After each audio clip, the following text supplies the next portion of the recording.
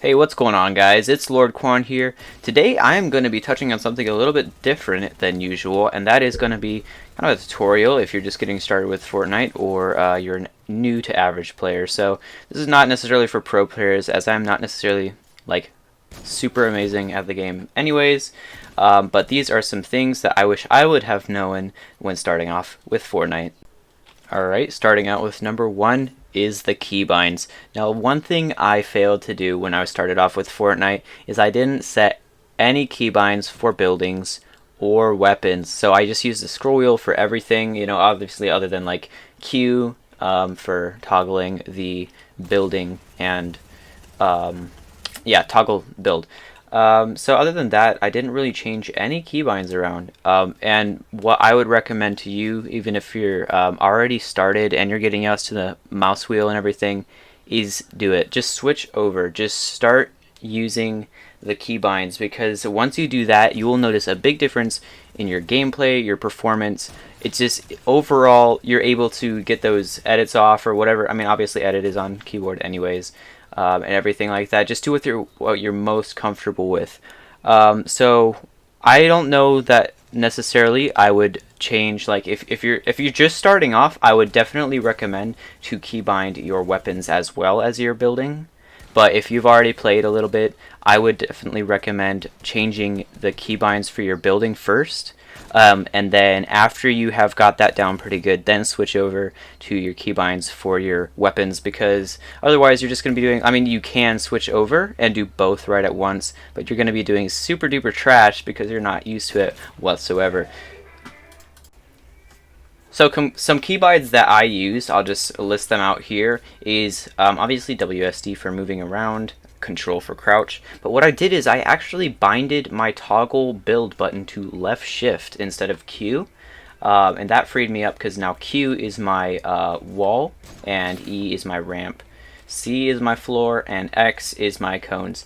I also changed from G to V for edit. So V is my edit. I left T as trap. And then for my weapons, I actually have two side buttons on the mouse, as well as two on top beside the actual right and left mouse button. I'll put an image up for the mouse that I use. And so for the forward mouse button, I do have my pump. Back mouse button, I have my SMG or heavy sniper, whatever I'm running in the second slot. And then the first button closest to the front on the side of the mouse on the top is the AR, and then the back one the sniper, and then the mouse scroll wheel up is for my my meds, like minis or whatever you're carrying, chug, and then scroll wheel down is for my pickaxe. Oh yes, and then of course F for interact, I feel works pretty great for me as well. Now what I have tried before in the past was putting my pump SMG like 1, 2. But my biggest issue is that when I went to go push up, like move my finger up to press that button, a lot of times I got it mixed up between the building keys, since Q and 1 and E and 3 are right close to each other. I usually got those messed up, and that just really decreased the performance. So if you have enough buttons on your mouse, I mean, obviously it's all personal preference, but feel free to do that. Also, I see a lot of people that will have their keybinds, like I know someone that has F2, F3, F4, the default ones, which is fine if you have long fingers, but for me personally, I like them closer to my hand. So I have Q, E, C, and X, and I feel that works pretty great for me. Obviously, any keybinds you set up front are going to feel uncomfortable, but after time you will definitely get used to them and be able to build better. But I promise you, you will notice a big difference from building with keybinds versus the mouse scroll wheel. Alright, coming out in number 2, and that is your actual loadout. So what I recommend doing, just to jump this off, obviously you're going to want your pump. Now, they just recently brought out the drum gun, which is pretty awesome, and it's actually a pretty good counter to a shotgun. So if you absolutely, say you had to pick between an SMG and a pump, and those were the only weapons you could have, or only weapon I should say, I would definitely pick the SMG. I mean, it's all personal preference obviously, just because of the range is a little bit better for long to short range. Not long, but mid to short range versus the pump being extremely close range. But obviously you want to have your pump, and then usually what I run for secondary, especially now that you can't double pump anymore. If you were back when you could, obviously you're probably going to miss that, but it's an SMG as the second follow-up, unless you are running attack. If you run attack, which I do recommend attack to beginners, just because if you miss a shot, it's not going to mean as much to you than if you miss like a shot with a golden pump or something like that. Obviously, once you improve your aim, you're probably going to want to switch over to a pump, but obviously that's personal preference as well. Then I would definitely suggest that you run an SMG as a secondary. Otherwise, switch to your AR after each pump shot. I've also tried, if you only have a pump, just pump and then build directly, immediately afterwards, just to make sure that they don't get a shot off on you too. And then AR and a heavy sniper. And honestly, the biggest thing for me with the heavy sniper is actually taking over walls. I do snipe with it, obviously, that's what it's meant for, but the biggest thing I use it for is for taking walls. And basically to do this, all you have to do is point at the general direction. You don't have to like scope it or anything once you're right up against the wall, and shoot it, and then quickly place your own, and you can get the edit play off or whatever you need to defeat your opponent. And lastly, of the loadout, just always make sure you have some sort of meds. Now the only thing, and I wouldn't even necessarily recommend swapping out for the meds, or replacement for the meds, is like glider redeploy. But I wouldn't recommend that. If you're gonna have glider redeploy, I recommend either running without a sniper or an SMG, or if you're not that great at mid-range and you really like the close and long range, then you can swap it out for your AR instead. That's totally cool too. Obviously this is all personal preference, but the thing I would definitely recommend is that you do have a fully automatic weapon to back up your pump. Alright guys, taking place in number 3 is how to improve your aim, and I know there's a lot of stuff on this, but I just want to keep it plain and simple. Personally, the aim, my aim apparently is good. I don't know, like compared to Ninja's is obviously not great, or Tifu's, he's a god. Some people think he has aimbot. But that's not the point. The point is the aim will obviously get better over time, so don't stress it. If you're like me and you want to improve as fast as possible, there's this great program called Kovacs you can buy on Steam for about $10 or so. But definitely, if you can get your hands on this, it's definitely going to improve your aim. So you just put in your aim game sense and everything like that, and it's basically a name trainer. It works amazing. Now, if you don't want this, there are some amazing training courses in Fortnite itself in creative for aim practice, and this works both on PC and console, just instead of just PC, as using Kovacs. Alright guys, this isn't necessarily a big tip, I just wanted to clarify this. If you're just starting off with Fortnite, or even been playing since, a season or two, you might, every time you get into a battle, you might notice that your hands start shaking, your mouse is unsteady, you can't hit anything because you're really just, your heart is pounding, it's racing, and you can't think, Sometimes you just need a moment to reset. Now there is hope, guys.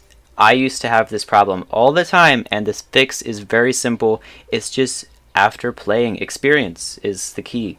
Once you've played, I would say probably 2 seasons probably by the time that I gotten over that. Now this isn't probably as much as long, it'll probably take you a little bit, it probably won't take you quite as long to do this, as I did not play very much during those 2 seasons, but just wanted to clarify that will definitely eventually go away, and once you do, guys, you will notice some amazing improvements in your gameplay. Alright guys, and now last but definitely not least is your game sense, and how to really get better game sense. Okay, first let's go over what is game sense exactly. Game sense is your overall game awareness. You being able to tell there's a guy here, there's a guy here. You making those little notes on where everybody is, and like what the guy is gonna make, the move he's gonna make before he even makes it. Now that is game sense.